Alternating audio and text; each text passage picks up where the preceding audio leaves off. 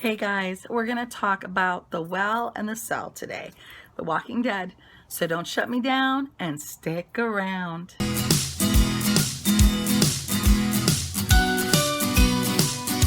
I want to do a shout out to Tweetspy for sending me this awesome shirt. Oh, wait.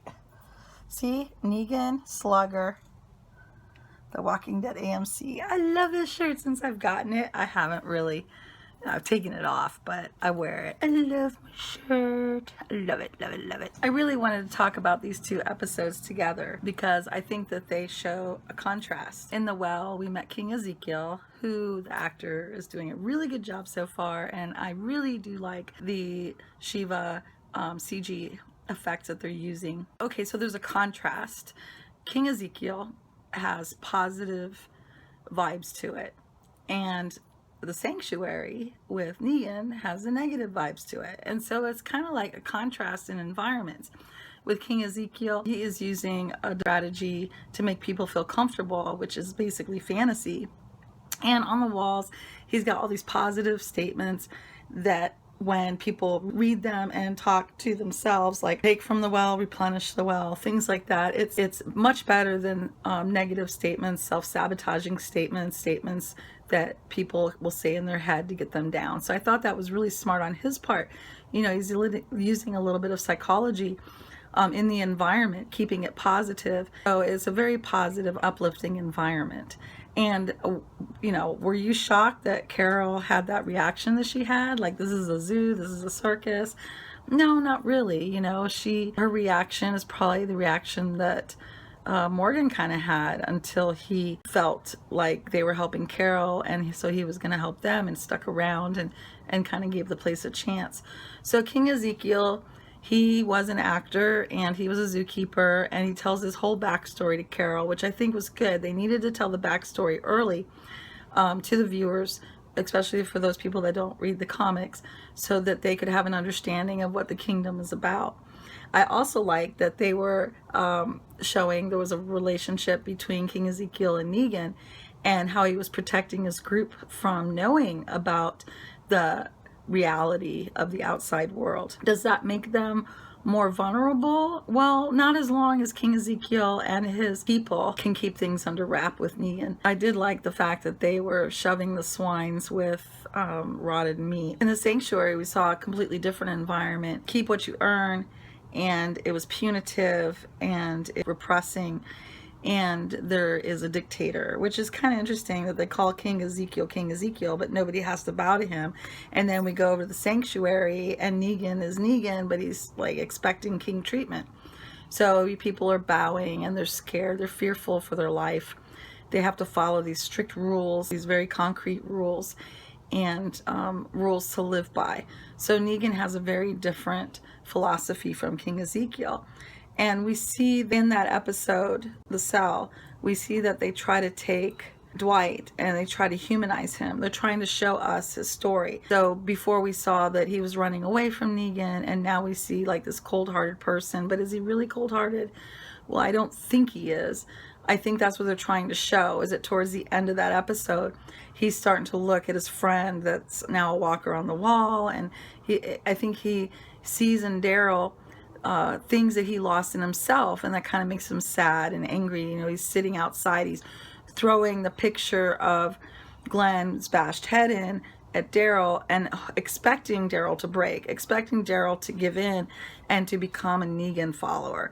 But then when Negan says, you know, who are you? Daryl didn't give in. He didn't say, I'm Negan. I think that really got to Dwight. I think what we're going to see is that in the comics, Negan and Carl have a special relationship. I think that they're switching it. And I think that Negan and Daryl are going to have the special relationship that Carl and Negan had. Negan saw a lot of himself in Carl in the comics, and he didn't hurt Carl. Matter of fact, he took special pains to like give Carl special passes. You know, when Carl did something that was normally punished, he didn't punish him. And so we see that in this episode, where typically Negan would punish someone for the rebellion that we see in Daryl, but Negan's not. So I think that's one of the things that we're going to see in the storyline, is that Daryl is going to be taking Carl's place relationship. I do think that in some levels, Dwight is trying to protect Daryl by saying, hey, you have to go this way. You can't be rebellious. You can't go against Negan. Look, I tried it. I left and I came back, and you've got to be like me. You can be like me, or you can be like the Walker. So Dwight's kind of given up on the fact that there might be a third option, which is to not go along with Negan. And Daryl is still choosing not to go along with Negan. And in part, it's because of the memory of Glenn. And he probably feels responsible for Glenn's death. He tells Dwight, yeah, I see why you're doing what you're doing because of somebody else. And that's why I can't go along with it, is because of somebody else. And I think he's making reference to Glenn. I do think it was really messed up that he gave Daryl that picture. It's interesting and really cool how we saw the pictures on the wall before last season. And now, on the first episode, we did see someone taking pictures of Daryl's smashed in head. And now the pictures resurfaced and wound up in the cell with Daryl. So on some levels, you know, Dwight is trying to help Daryl come around, stay alive. And I think that it's going to hold true to the stories in the comics that Dwight is eventually going to connect with King Ezekiel and our survivors and turn against Negan and plot for Negan's downfall. I do see that happening. They're going to use Daryl as the catharsis that Dwight needs to take those steps. So Dwight's not really living anymore. Honey is not really living anymore. I think that's his wife's name, Honey. They're kind of existing. He's not really happy. He says, yes, he's happy. It's better than being dead. But basically, you know, their shell of the people that they once were, giving up their values and their morals and going back to Negan's way of life. They kind of gave up some of themselves in the process. And speaking of switching storylines, let's get back to that. Let's go to the well. Now, one thing I want to mention in the well is in the comic books, Michonne and Ezekiel actually hook up and they date. And so Carol's pretty much taken over Michonne's storyline. There was a lot of similarities between this episode with Carol and what happens in the comics with Michonne. And at the end of the episode, you know, there he is, King Ezekiel. He changes his shirt. He's got that pomegranate and he's knocking on that door and he's like, you gotta taste my fruit. So I think that he's kind of breaking into Carol. She's kind of softening towards him now that he opened up to her and said, hey, I'm a real person, but I'm also an actor and this is what these people need so I can lead them. I think that they are going to start dating. I think that Carol is being given Michonne's storyline from the comics. Especially, you know, I wondered how that would work because they gave Michonne Andrea's storyline, because Andrea in the comics is dating Rick. So knowing the comics, I was wondering what they were going to do about King Ezekiel. So they might have fixed the problem. You know, I have to say I am kind of tired of Carol not being a team player, and I'm hoping that King Ezekiel will be able to pull her back on the team, because, you know, she's stealing stuff. These people are being good to her and she's wheeling herself around, lying and stealing. And okay, some people, maybe they like that about Carol, but I don't. I liked it better when she was a team player. She doesn't have to manipulate it at this place. In the past, her manipulation attempts have been for a survival tactic, but clearly there is no threat here. She doesn't need to employ that. She just comes off as distrusting and manipulative and kind of antisocial. I'm hoping that she can come back on the team and she can use her skill sets when needed, like when she was captured by the Saviors. That was very helpful to her survival. But you have to form alliances in this world, and Carol's got to be careful that she doesn't misjudge where she needs the alliances at. You need to bake some cookies, Carol. Bake some cookies and give them to the people of the kingdom. Make some friends. I saw like previews with Tara in it. Oh my God, I like totally forgot about Tara.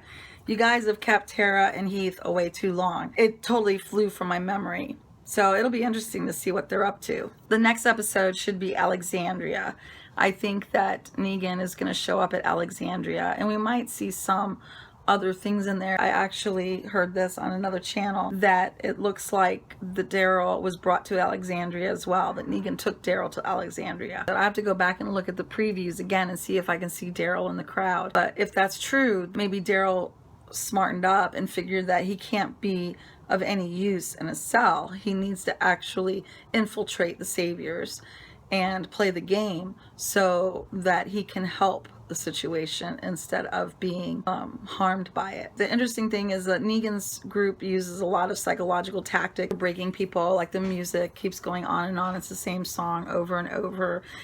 Sensory deprivation, dehumanizing them by not letting them wear clothes and giving them the minimal food, trying to make their situation so horrible that they want to get out of the situation like a living hell. Now, I am not an expert in military tactics. Matter of fact, I know almost nothing in military tactics, but I can imagine that these would be the same psychological tactics employed by some militaries. In other words, this is not uncommon, I think, and I think the show researched and employed some of these tactics to show something, that Negan means business, that he is not a wild card. He is organized, he is methodical, and he has tactics in place to accomplish the things that he wants to accomplish.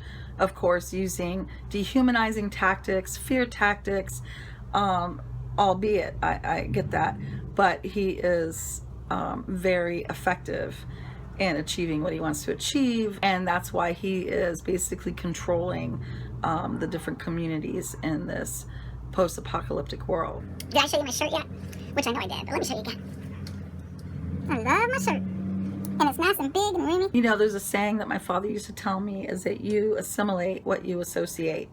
And so you can see that. So the people in the kingdom, they are peaceful and they are looking at the positive things of life, trying to hold on to a little bit of civilization. And you can't tell me that those people weren't like scared and depressed and fearful before they got to the kingdom, but now they're singing in choirs and they've got a guitarist and all this stuff. So, you know, they come into this world and the world affects their mood state and affects who they are, and they actually maybe even start healing and toward living some kind of life. But in the sanctuary, it's negative, it's punitive, it's medieval in certain ways, and it's a direct opposite of the kingdom and King Ezekiel's world that he's created. Here in the sanctuary, we see Dwight, who was probably a loving, caring person, at least towards his sister and his wife and all that. They're trying to escape, and he's trying to save them from this life that Negan has put them there. You know, they're working for points and they fall behind and they're bullied and their lives are threatened. And so he comes back into that world, and so now he starts becoming what is around him, which we see that he, you know, he had almost no reaction to number 39 getting beaten down, and he actually goes in front of what I assume to be his family, maybe his daughter and his wife, rummages through the locker and takes his things. Very cold, non-emotional, matter of fact. You know, that's just the survival, the animal instinct in him taking over, and the human part is losing until he witnesses Daryl's reactions and Daryl hanging on to his ideals and values, and then Dwight kind of questioning himself and realizing that he has assimilated into Negan's world and he's lost a big part of himself. Oh my god, what about that sandwich? It looks so yummy. We gotta try that. We gotta try it. Tomato, lettuce, pickle, egg, and mustard sandwich on whole wheat artisan bread. Sounds yummy to me. So I'm excited about future episodes. We're gonna find out what's going on with Maggie. Does she lose the baby? Does she not? Where is Sasha? Have they taken Glenn and Abraham's body to Alexandria, or to the hilltop? Not Alexandria, but to the hilltop. And where's everybody at? Did they actually go back to Alexandria? So we're going to find out if Maggie actually does conquer the hilltop and take over Gregory's position as leader. I mentioned this before, that I think that her reaction was very different than the other survivors. She's like, let's get the armies together, let's go, let's fight. And everybody else is kind of fallen into Negan's trance. You know, the fight right now is out of them. They have no fight left. So it makes sense that she would go to the hilltop, and I think that's what's going to happen, is she'll now have this fighting attitude mentality and take things over from Gregory, because she's going to get pissed off that he's not going to do anything to stand up against Negan in the sanctuary. Also, gosh, let's see what's happening with Tara. We know in the previews there was like some sand, some military tank thingies. They were on a supply run, so maybe we're going to see like what goes down there. I have a funny feeling they're going to run into another group, although I don't know who that would be. And then, of course, next episode, I think, is Alexandria, with Negan coming there and Rick saying that Negan's in charge. And so that'll be interesting to see everybody's reaction once they hear what went down. I think they're going to pretty much fall in line and be subservient to Negan. I think it's going to be Maggie that's going to shake things up. And then, of course, with Daryl on the inside. And also, like, what do you think? Comment below. How do you think Rick's going to react to seeing Daryl? Of course, Negan has to prance Daryl around like a show horse pony, because he's got to show Rick that he was able to break the wild card and that he has total power. So, all right, guys, that's it for now. I can't wait till Sunday. And you guys have a good one. I hope you liked the video. Like, share, subscribe, all that good stuff. And we'll see you later. Bye.